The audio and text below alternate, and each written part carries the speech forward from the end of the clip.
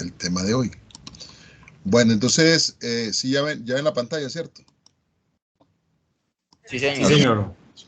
Bueno, entonces hoy vamos a tratar ya de manejar algunos conceptos propios de la simulación. Retomemos nuevamente lo que se había dicho anteriormente, que la simulación en la ingeniería es una herramienta para el estudio de sistemas complejos. Ese estudio se lleva a cabo a través de un modelo matemático. Entonces, lo que se hace con ese modelo es conducir experimentos. Ese proceso de experimentación es al que se le llama realmente simulación. O sea, el proceso de experimentación que se hace a través del modelo. Básicamente, pues se le aplican al modelo unas entradas, el modelo transforma esas entradas en salidas y se analizan esas salidas. Entonces, por eso es muy importante conocer tres conceptos fundamentales en este curso, que son los términos sistema, modelo y computador.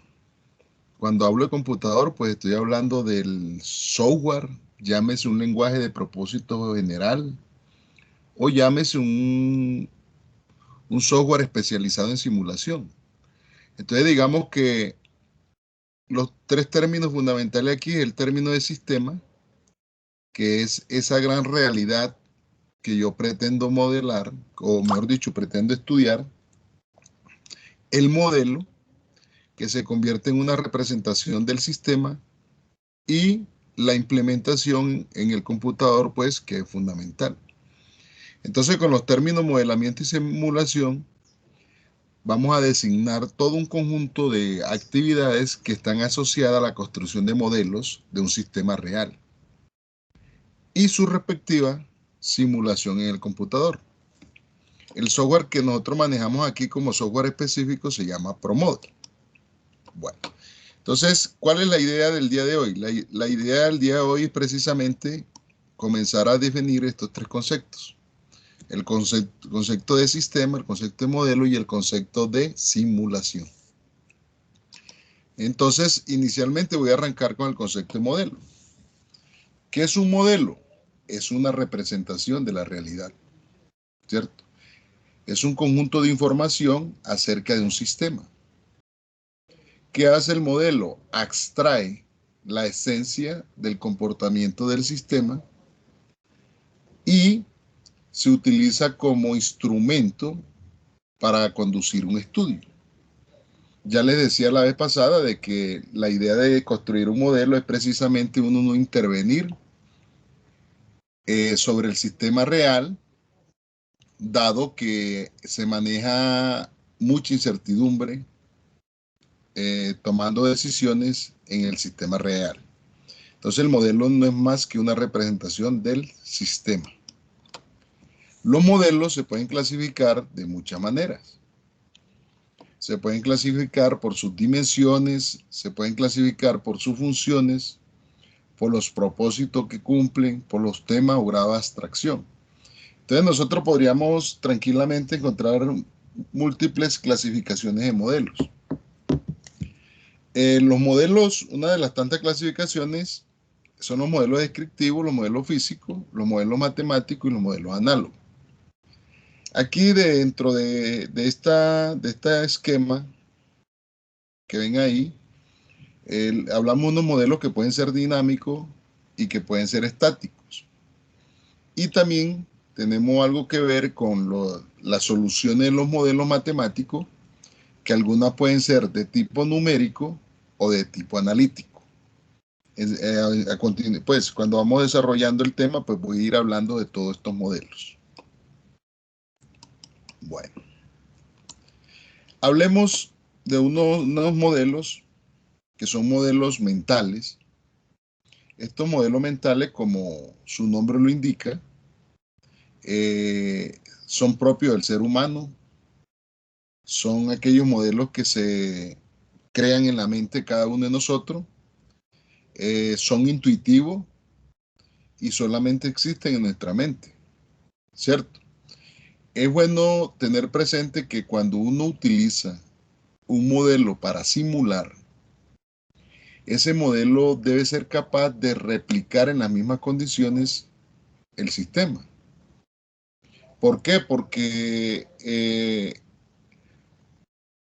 un modelo que de pronto no me logre replicar, pues como yo estoy haciendo son experimentos de simulación, entonces debe permitir replicar en las mismas condiciones.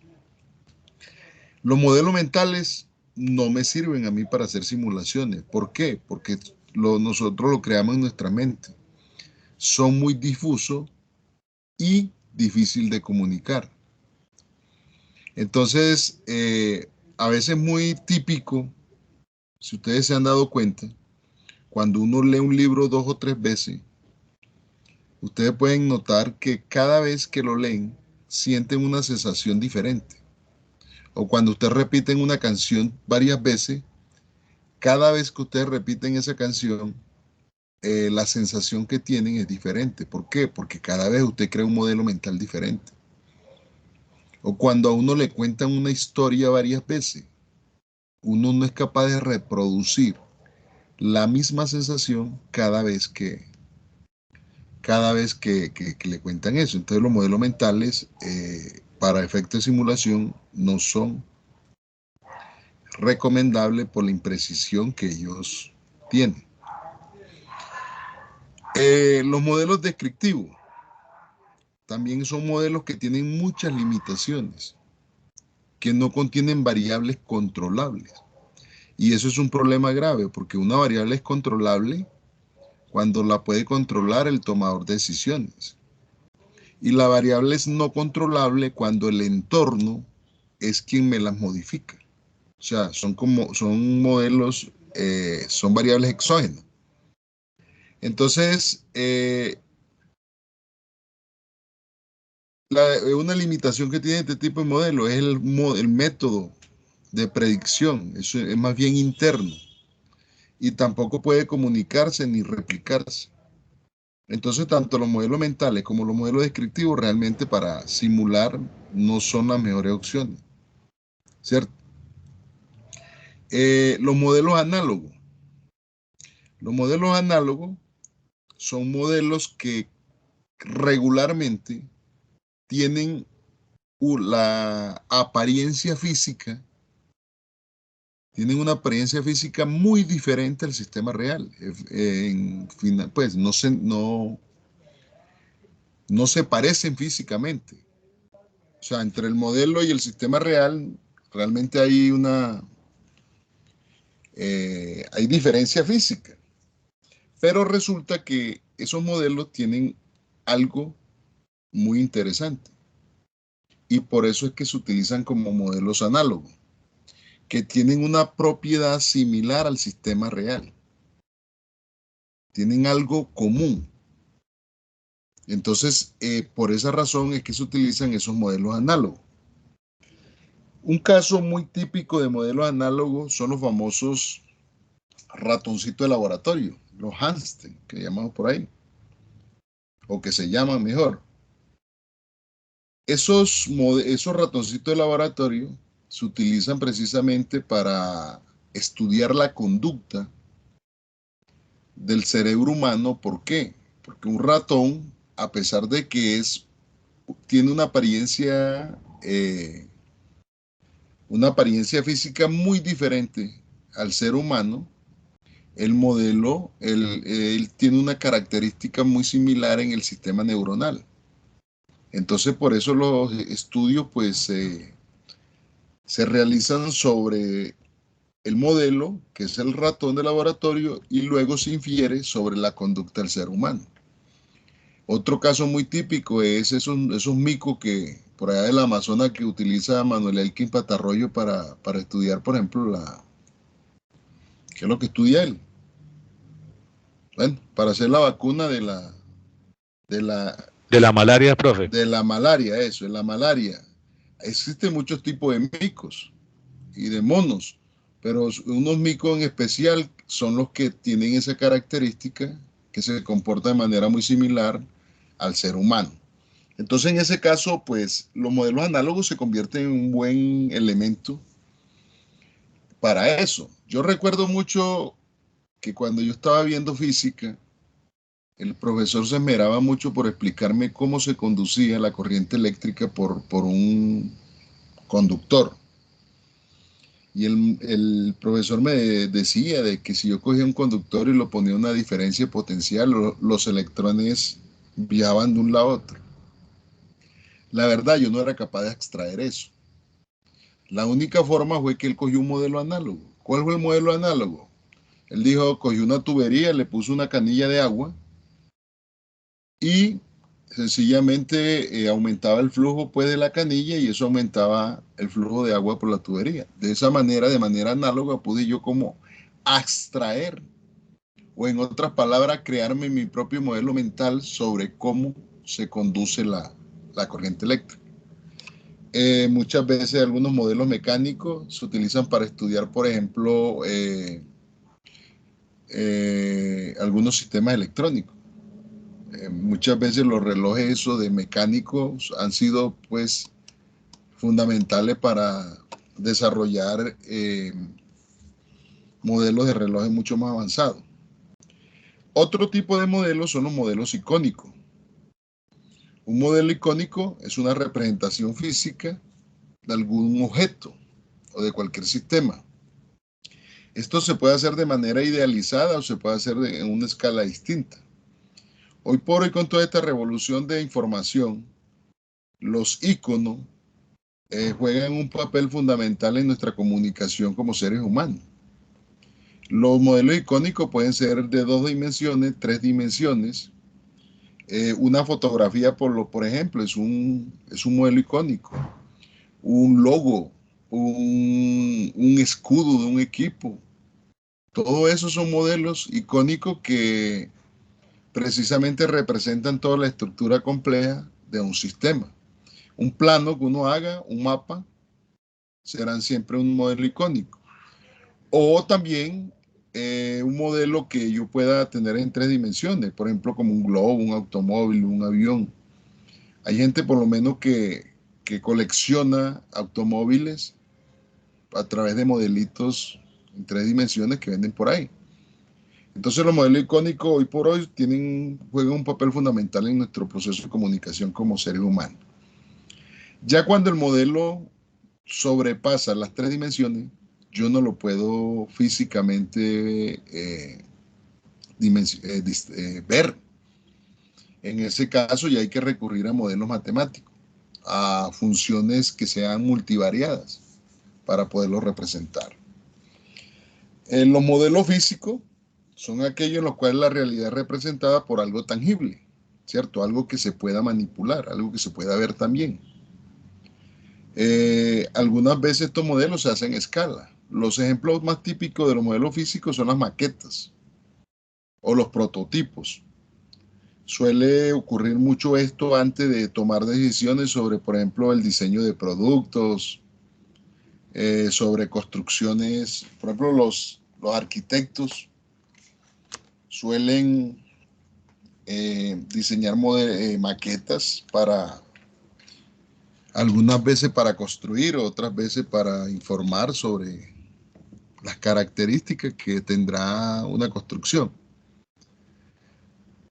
Los modelos matemáticos, que son los que nos convocan básicamente aquí en este curso, un modelo matemático, por muy complejo o por muy sencillo que sea, siempre va a estar compuesta por letras y números. Las letras representan las variables y los números se le llaman parámetros. Entonces, por eso nosotros, toda función matemática es un modelo, toda ecuación matemática es un modelo. Todo sistema de ecuaciones, sean lineales, de ecuaciones diferenciales, todo eso son modelos matemáticos. Que la ecuación de onda, claro, la ecuación de onda es un modelo que representa el comportamiento de una onda. Que la ecuación de la cuerda, que la ecuación del calor, que la ecuación de volumen, todo ese viajado de ecuaciones que vemos nosotros son ecuaciones, son modelos que me permiten a mí pues, representar eso. Entonces nosotros estamos, digámoslo así, en las ciencias básicas, estamos bastante plagados de modelos. Cada uno tiene una representación para un sistema diferente. Entonces, ¿qué son las variables? Las variables son aquellas que representan las fluctuaciones que se presentan en las características que son de mi interés. Por eso se llaman variables. Y los parámetros son las constantes que nunca cambian. Siempre permanecen, valga la redundancia, constantes en el modelo. Bueno. Muchachos, si se le va generando dudas, inquietudes, aportes, bien pueda, no hay problema. Los modelos matemáticos, ya hablando de los modelos matemáticos, nosotros podríamos clasificarlo de varias maneras, también desde varios contextos y varias perspectivas. Una forma, ustedes ven estos modelos, yo los tengo uno detrás del otro, o uno después del otro mejor, son como, digámoslo así, contrarios. Cuando hablamos de modelos determinísticos y modelos estocásticos, son modelos que no pueden ser complementarios, son contrarios. ¿Por qué? En la clase anterior veíamos que lo determinístico era sinónimo de certeza y que lo estocástico era sinónimo de aleatoriedad, ¿cierto? Entonces, los modelos determinísticos son aquellos en los cuales los valores de la variable se conocen con absoluta certeza y no están afectadas por variaciones aleatorias. Yo les cuento una historia. Cuando yo estaba por allá en primaria, yo era muy plaga. Una canción en clase, disciplinado, y terminaba la tarea muy rápida. Y una vez la profesora me castigó porque yo terminé rápido, entonces me puso un problema. Un problema que para mí pues, fue muy fácil de solucionar en su momento, no supe cómo, pero lo solucioné. La profesora me decía que había un gusano que se caía en un hueco de 30 metros y que en el día el gusano subía 3 metros y en horas de la noche se quedaba dormido y bajaba, se resbalaba 2. La pregunta era que en cuánto tiempo, en cuántos días el gusano nuevamente subía a la superficie. Bueno, yo solucioné eso muy rápido y la profesora quería que yo le dijera cómo y nunca le dije. Ella lo solucionaba de otra manera.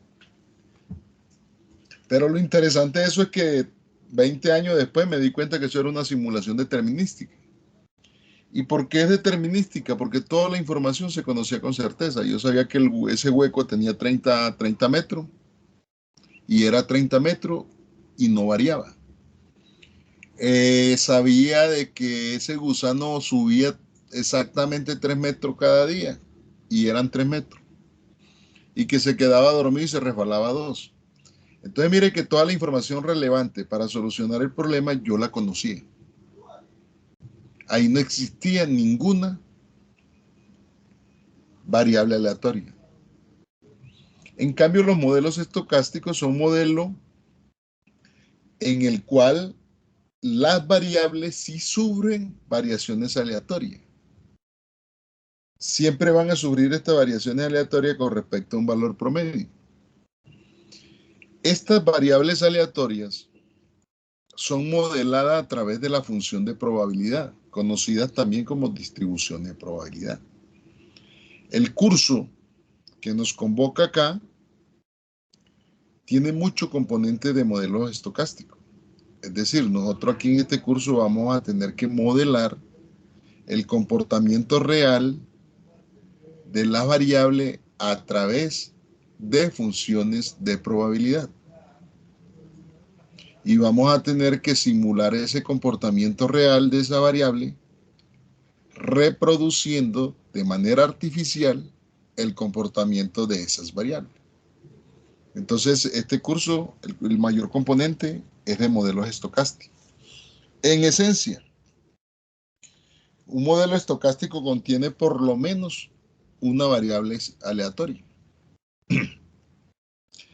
Los modelos dinámicos y los modelos estáticos también son contrarios, dado que en los modelos dinámicos hay presencia de la variable tiempo, mientras que en los modelos estáticos hay ausencia de la variable tiempo. Entonces, ¿cuándo yo sé que un modelo es dinámico? Cuando por lo menos tiene una variable que evoluciona en el tiempo. Ejemplos. Yo miro el número de unidades que se producen en una empresa diaria, por minuto, por segundo, por día, por mes. Quiere decir que ya tiene una variable que es dinámica, ¿cierto? Toda aquella serie de tiempo, cuando hablamos de una serie de tiempo, es porque todo se analiza en función del tiempo. Entonces, los modelos dinámicos, las variables están en función del tiempo. Mientras que los estáticos no. Los estáticos básicamente eh, se pueden contabilizar en punto fijo del tiempo, pero no, la variable de tiempo no juega un papel fundamental. Ahí puede haber ausencia. Entonces, cuando hablamos de dinámico y estático, podemos ver que son contrarios. Los modelos discretos y continuos también son modelos que podemos como pensarlo como contrarios. Los modelos discretos tienen una característica y es que toman valores enteros. Las variables de estos modelos son números enteros. Pero ¿por qué son números enteros? Porque esas variables provienen de procesos de conteo. O sea, siempre que yo haga un conteo de algo, le tengo que asignar un número entero. El número de alumnos conectados por clase es un número entero. El número de sillas que hay en un salón de clase es un número entero. El número de clientes que entran por hora en un banco es un número entero. Entonces, en este contexto, yo puedo mirar lo discreto porque asumen valores enteros.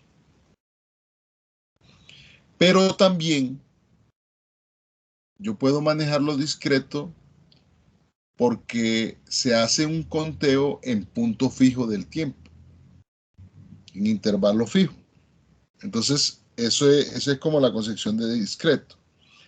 Entonces, generalmente en estadística, cuando uno habla de una variable discreta, es porque esa variable proviene de proceso de conteo. Y al provenir del proceso de conteo, pues se le asignan números enteros.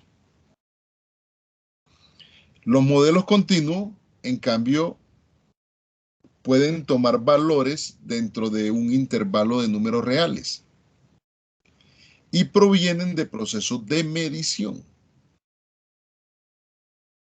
Las variables continuas en estadística siempre provendrán del proceso de medición.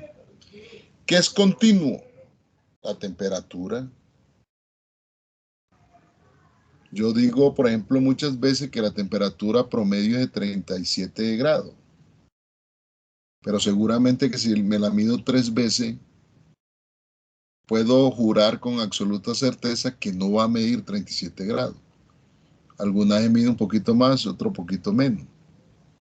Entonces yo puedo decir que mi temperatura promedio es de 37 grados o puedo decir de que mi temperatura es entre 37 y 38, por ejemplo.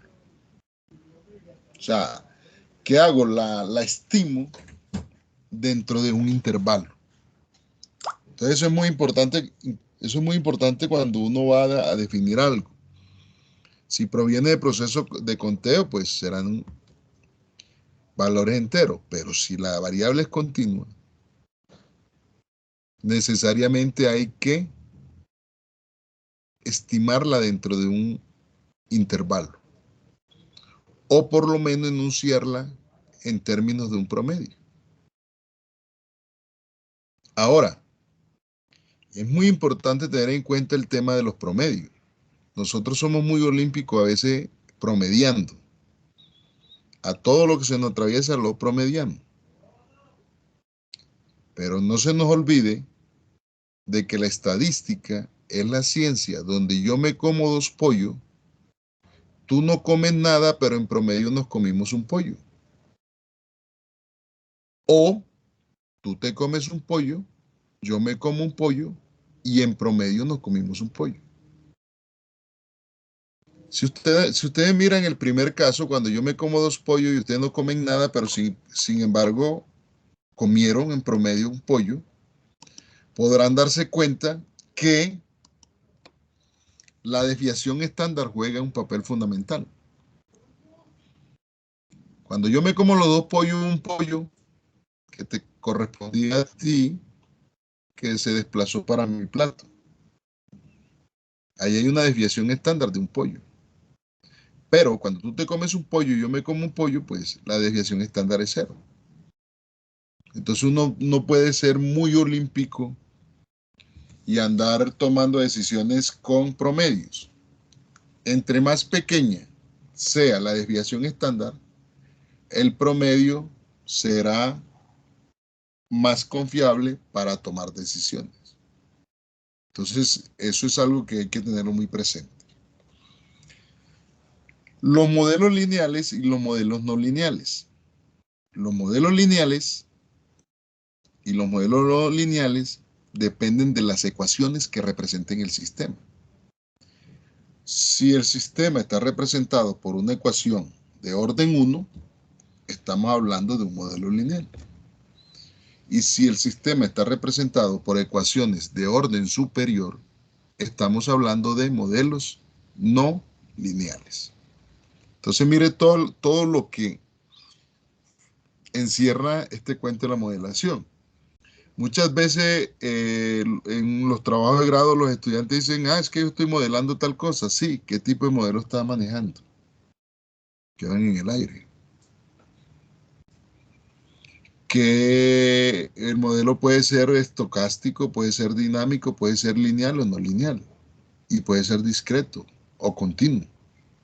Puede ser determinístico, estático, discreto, lineal, por ejemplo.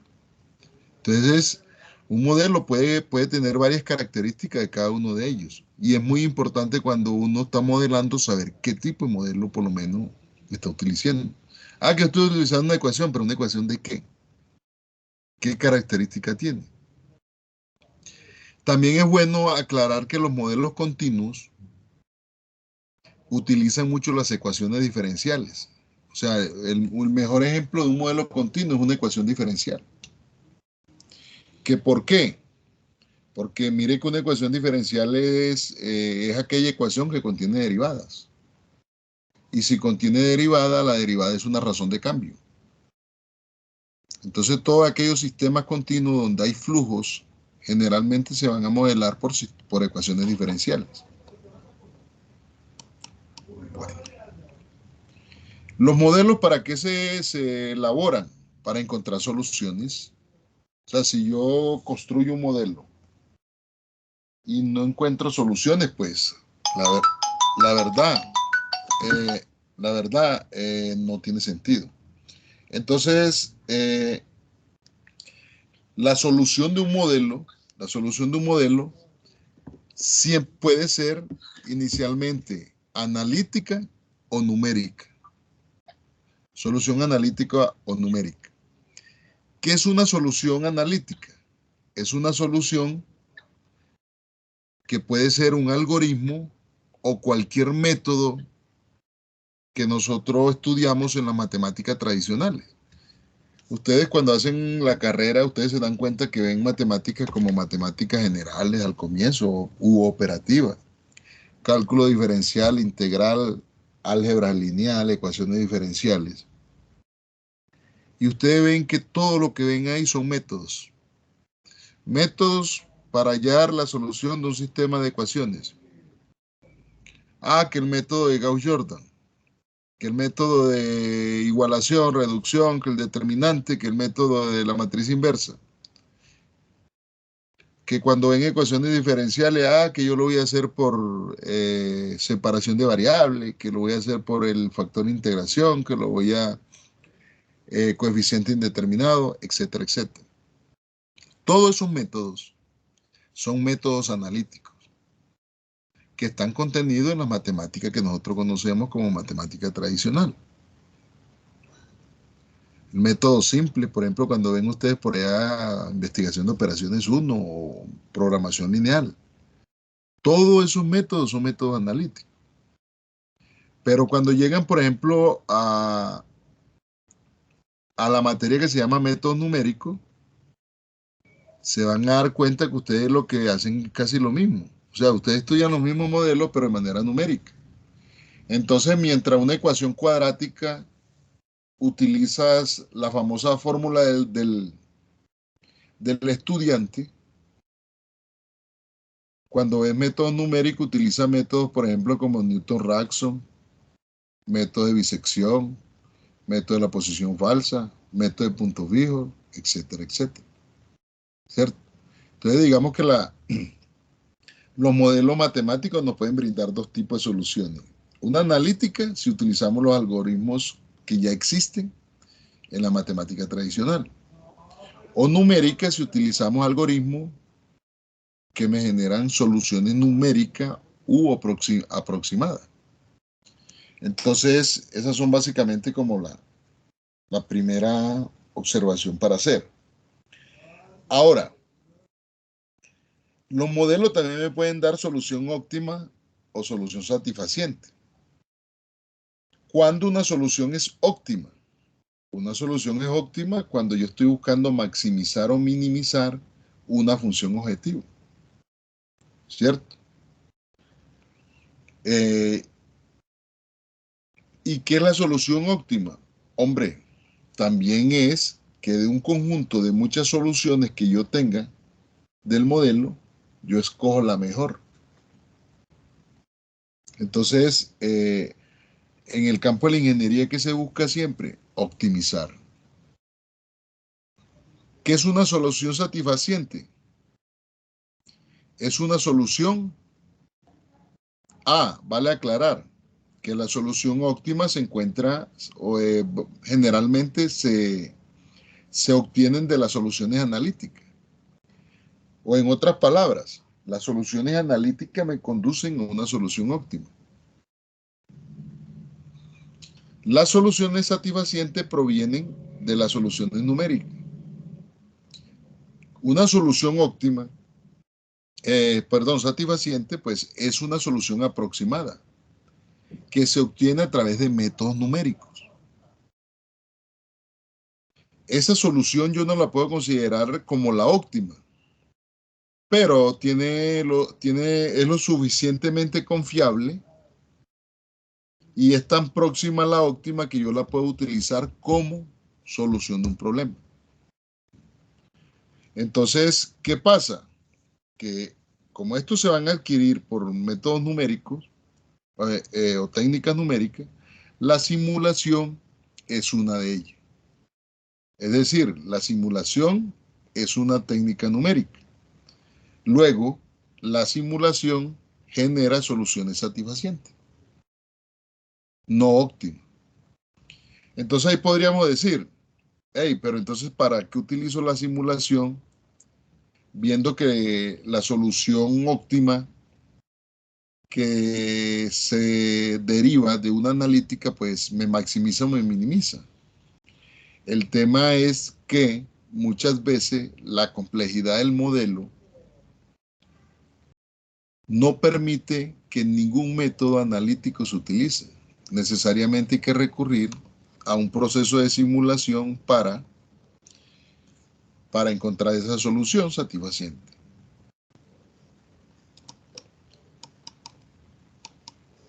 En esta gráfica quiero ilustrar lo que acabo de decir. Observen que la solución óptima siempre va a posar ¿en dónde? En los intersectos. ahí por lo menos yo la coloqué en el intersecto entre dos rectas. La pude haber colocado acá en los intersectos entre la curva y alguna de las rectas. Pero miren la solución óptima y la solución satisfaciente. La solución satisfaciente está cercana a la óptima. El asunto es que la solución óptima en ingeniería, yo diría que es más bien utópica, porque lo que hoy mejoré, mañana seguramente se podrá mejorar. Entonces uno no puede pretender realmente que la solución óptima se va a alcanzar para siempre, ¿no? Uno siempre lo que hace es aproximar una solución. Entonces es indiferente que sea óptimo o que sea satisfaciente. Les decía, en esta región, donde ustedes encuentran este punto, donde dice solución factible, yo puedo tener infinitas soluciones de ese modelo, pero la solución óptima será realmente la que se ubique en el vértice, ¿cierto? Entonces, la solución factible es cualquier solución que pueda tener el modelo. Obviamente yo voy a escoger la mejor de todas, que es la solución factible. Entonces, ahí le he hablado de los modelos y la solución que nos puede brindar un modelo. Le dije al comienzo de que íbamos a hablar hoy de tres conceptos: el concepto de sistema, el concepto de modelo y el concepto de simulación. Entonces ahora le voy a hablar de sistema. Un sistema tiene múltiples definiciones. Tiene múltiples definiciones. A veces uno repite que una definición que vio en alguna materia, pero finalmente no concibe muchas veces ese sistema. Entonces, yo traigo aquí unas definiciones para comentarlas, porque de personajes que han sido pioneros en todo el tema del estudio de sistemas. Una de ellas la dice Berta Lanfy en 1968, un biólogo que, a pesar de ser biólogo, pues generó mucho aporte en el tema de toda la teoría general del sistema. Entonces este señor concibe un sistema como un conjunto de elementos interrelacionados. Es muy importante acá decir que los estudios de sistemas muchas veces dependen de la concepción como el analista lo maneje. Dos concepciones que son opuestas o contradicen mucho, que ni la una es mala ni la otra es buena, solo que una nace de la reflexión que se tuvo sobre la otra, es la concepción reduccionista. La concepción reduccionista plantea que el todo es igual a la suma de las partes. Que un problema, por muy complejo que sea, yo lo puedo diseccionar en partes, analizar cada parte y luego armar el todo. Esa concepción tiene todos unos detractores, porque desde esa concepción no se analizan las interrelaciones que hay entre las partes. Entonces, si eso no ocurre, se rompe la dinámica del sistema. Muchas veces a uno, por allá en los cursos de eso de lógica de programación de los primeros semestres, llega el profesor y le dice a uno: divide y vencerás. ¿Cierto? Si yo divido,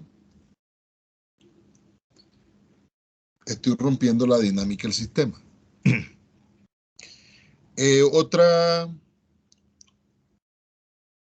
Otra pues definición la hace Ashby en 1952 y dice que un sistema lo plantea como cualquier conjunto de variables que el observador selecciona de las disponibles en una máquina real.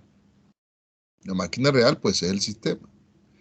Desde el punto de vista de la ingeniería, cuando yo voy a analizar un sistema, yo lo que tengo que identificar cuáles son las variables más relevantes del sistema para con esas variables,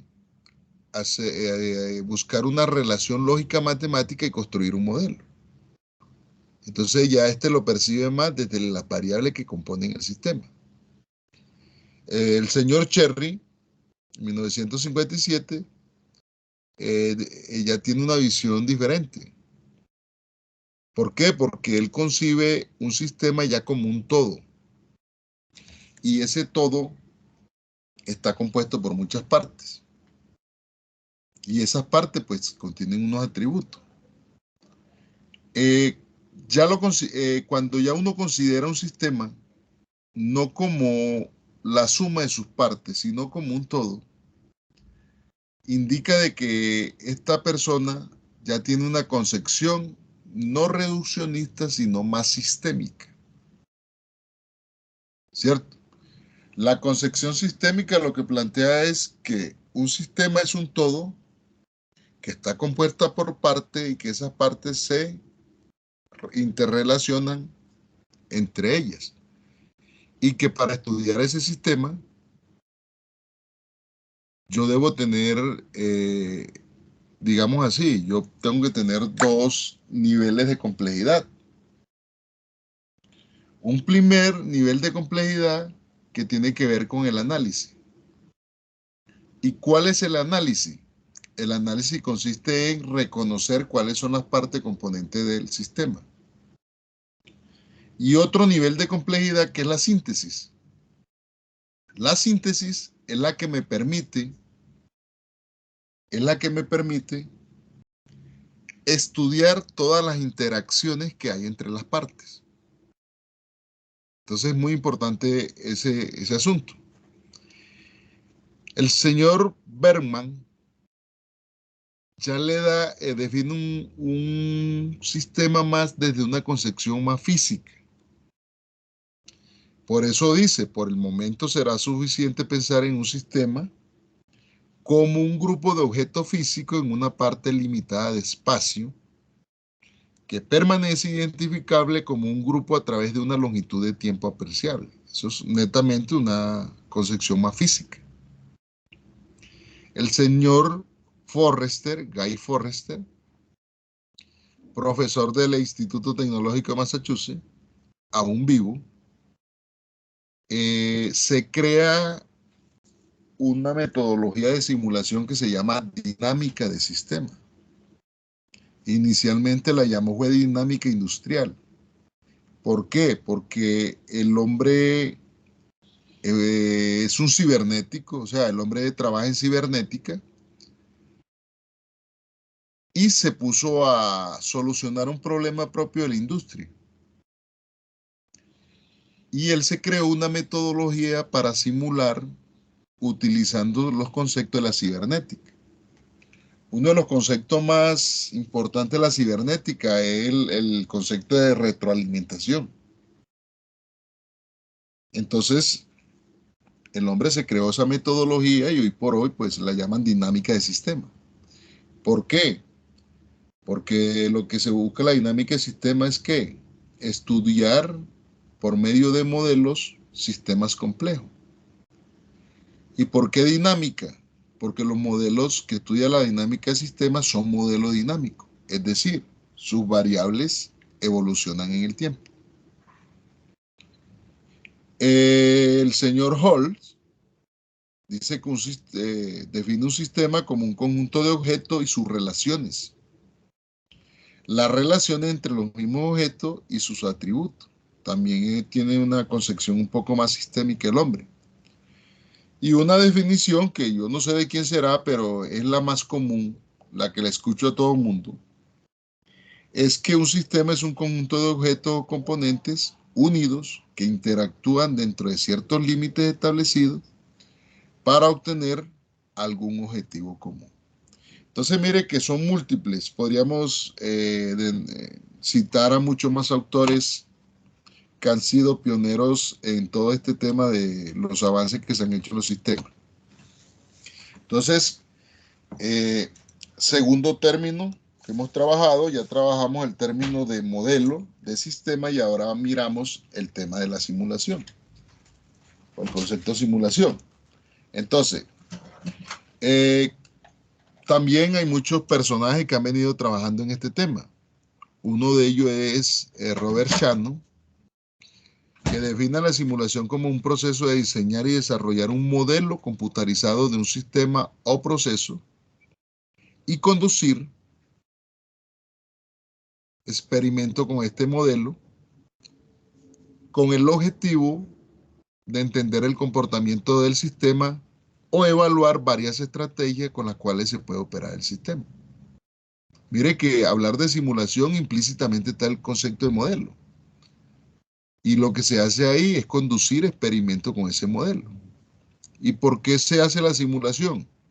Porque yo quiero entender el comportamiento del sistema o quiero evaluar estrategias para mejorar ese funcionamiento, ¿cierto? Thomas Naylor define la simulación como una técnica numérica. Ya les decía anteriormente que la simulación es una técnica numérica para conducir experimentos. Entonces, es, es una técnica numérica empleada para realizar experimentos ¿con quién? Con ciertos tipos de modelos matemáticos. Modelos que, ¿qué hacen? Describen el comportamiento de un sistema complejo. ¿Dónde se conduce esos experimentos? Pues hoy por hoy se realizan en una computadora, pero hace 40 años, 50 años mejor, se hacían a mano. Eh, Alguien define también la simulación como el desarrollo de un modelo lógico matemático de un sistema, de tal forma que se obtiene una imitación de un proceso de la vida real o de un sistema a través del tiempo. Yo les decía la semana anterior, en la clase anterior, de que simular es imitar, ¿cierto? ¿Y qué es imitar? Pues es reproducir de manera artificial en mi computadora el comportamiento real del sistema. Dice que se puede hacer a mano en computadora, pues hoy por hoy eso es imperdonable que uno tenga que hacer una simulación a mano, teniendo tanta herramienta informática, pues lo más rápido para hacer cálculo de alta velocidad es un computador, en cambio eso a mano, pues no tiene sentido. ¿Qué es lo que nosotros hacemos con la simulación? Involucrar la historia artificial del sistema. Entonces nosotros cogemos, reproducimos de manera artificial el comportamiento del sistema. Esa reproducción o esa observación de esa historia lo que nos permite es inferir sobre las características operacionales del sistema. Entonces los tipos de simulación van a variar dependiendo de muchas cosas. Uno puede encontrar muchas definiciones de simulación, algunas dependen, por ejemplo, del modelo que utilizan, otras dependen de la forma como se analiza a través del tiempo. Aquí voy a citar algunas de ellas, como con las más comunes. Entonces aquí tenemos la simulación discreta. Una simulación discreta es aquella en la cual el estado de la variable cambia en instante fijo de tiempo. ¿Cómo así que en instante fijo de tiempo? Cambian, por ejemplo, cada hora, cada minuto, cada segundo. A ese tipo de simulación se le llama simulación discreta. Se dice que en ese caso se dice que el tiempo es discreto. Hey, profe, pero ahora dijiste que el tiempo era una variable aleatoria continua. ¿Por qué? Porque el tiempo se mide. De acuerdo. El tiempo puede ser de naturaleza continua, pero yo lo puedo discretizar. ¿Por qué? Porque lo mido en intervalo fijo. Cada minuto, cada hora, cada año, en fin, cualquier intervalo. Entonces, en ese caso, lo que se cuenta en ese intervalo se enumera. El número de personas que llegan por minuto en un banco, ¿son cuántos? 5. Entonces yo puedo decir ahí que eso es discreto. La simulación continua. Como su nombre lo indica, las variables cambian continuamente en el tiempo. Eh, Estos modelos básicamente, o los modelos matemáticos que representan estas simulaciones continuas, básicamente son ecuaciones diferenciales. Porque, como les decía ahora, las ecuaciones diferenciales pues contienen derivadas. Y las derivadas son tasas de cambio. Entonces, son muy útiles ese tipo de modelos matemáticos para analizar pues el cambio en las variables de estados. La simulación también puede ser combinada, o sea, yo puedo tener una simulación que tenga un componente discreto y que tenga un componente continuo. Entonces, cuando nosotros hablamos de variable de estado, necesariamente estamos hablando de una simulación continua que cambia en el tiempo, permanentemente en el tiempo, ¿cierto? Y otras que pueden cambiar en instante fijo del tiempo.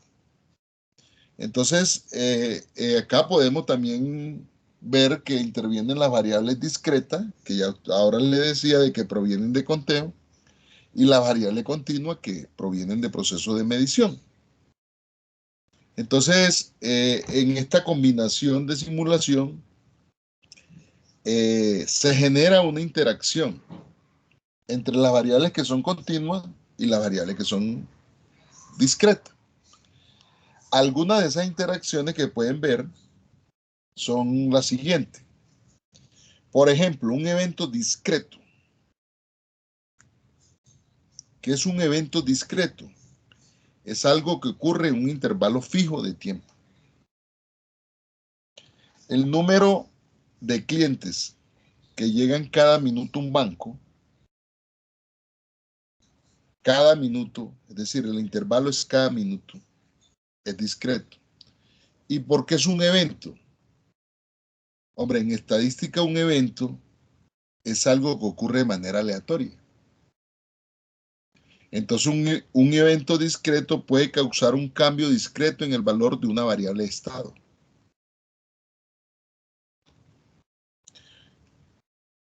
Además, un evento discreto puede causar que la relación que gobierna una variable de estado continua cambie en un instante de tiempo particular. O también puede ocurrir que una variable de estado continua del punto de partida puede causar que un evento discreto ocurra o sea programado. Eso se puede dar también. Entonces, hay situaciones en las cuales tenemos combinación de los dos. Perdón. La simulación determinística. Una simulación es determinística cuando los datos de entrada son determinísticos. Recuerden que esos datos que son determinísticos, pues, son constantes y no tienen variaciones aleatorias. Escuchen un momentico que estoy hablando desde las 6 de la mañana y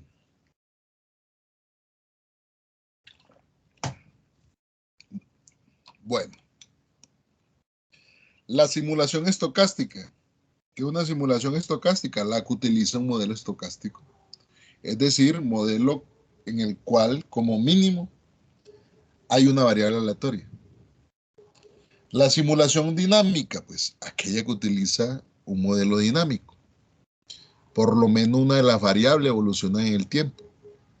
Simulación estática, aquella que utiliza un modelo estático, en la cual el tiempo no juega un papel importante. La simulación orientada hacia los eventos y la simulación orientada hacia los procesos. El enfoque hacia los eventos indica que la lógica del modelo gira alrededor de los eventos que van ocurriendo. O sea, digamos que los eventos son quienes modifican el estado del sistema. ¿Por qué? Porque cada vez que ocurre un evento, acuérdense que el evento ocurre de manera aleatoria, eso se va registrando. Y ese registro modifica el estado de los eventos, entidades y atributos que tiene el modelo. La simulación con orientación hacia proceso Este enfoque indica que la lógica del modelo gira alrededor de los procesos que siguen las entidades, ¿cierto? ¿Qué son las entidades? Las entidades es aquello que entra al sistema. Son entradas. Esa parte la voy a aclarar de mucho más fácil en la próxima clase, porque la otra clase voy a trabajar en el software ProModel. La otra clase les comparto el software o incluso ahorita voy a ver si se lo comparto para que ustedes lo tengan instalado e incluso me acompañen. A medida que yo vaya trabajando aquí, cada uno de ustedes pueda ir trabajando en su computador. Entonces, todos estos conceptos de entidades que vienen acá a continuación, atributos, variables y todo esto, lo quiero desarrollar paralelamente montando un modelo en ProModel. Con ese modelo, pues yo quiero aclarar muchas dudas, reducir la incertidumbre que hay frente al proyecto de aula y frente al proceso de simulación que vamos a ver acá. Entonces, por hoy, dejemos ahí y el día martes, pues, instalen ProModel, se lo voy a instalar aquí. Les recuerdo que para instalar ProModel es muy bueno que ustedes estén conectados a una buena red de Wi-Fi o por cable, porque hay unos requerimientos pues que pide el software que generalmente lo actualiza estando conectado. Entonces, por el día de hoy, les agradezco mucho la atención dispensada y que tengan una muy buena noche. Yo les voy a compartir aquí el software para que ustedes lo descarguen.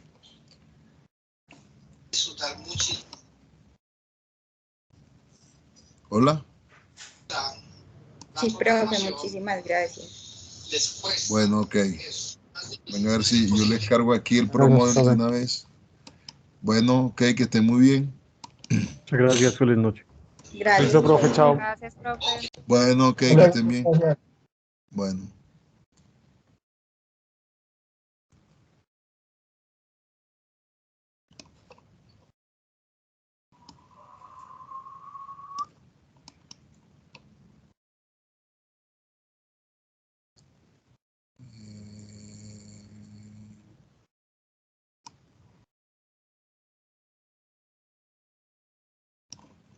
Model.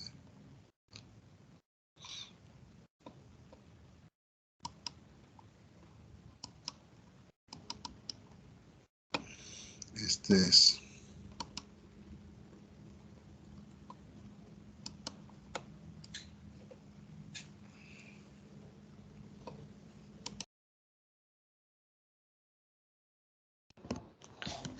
Profe, ¿por qué no lo pone mejor en los archivos del grupo, el equipo? Porque ahí se le va a demorar un resto mientras nos lo envía. En los archivos del grupo del equipo.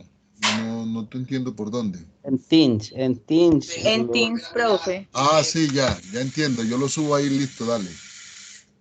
Gracias, profe. Bueno, ok, muchas gracias. Luego, profe, gracias. Bueno, ok. Sí, hasta luego.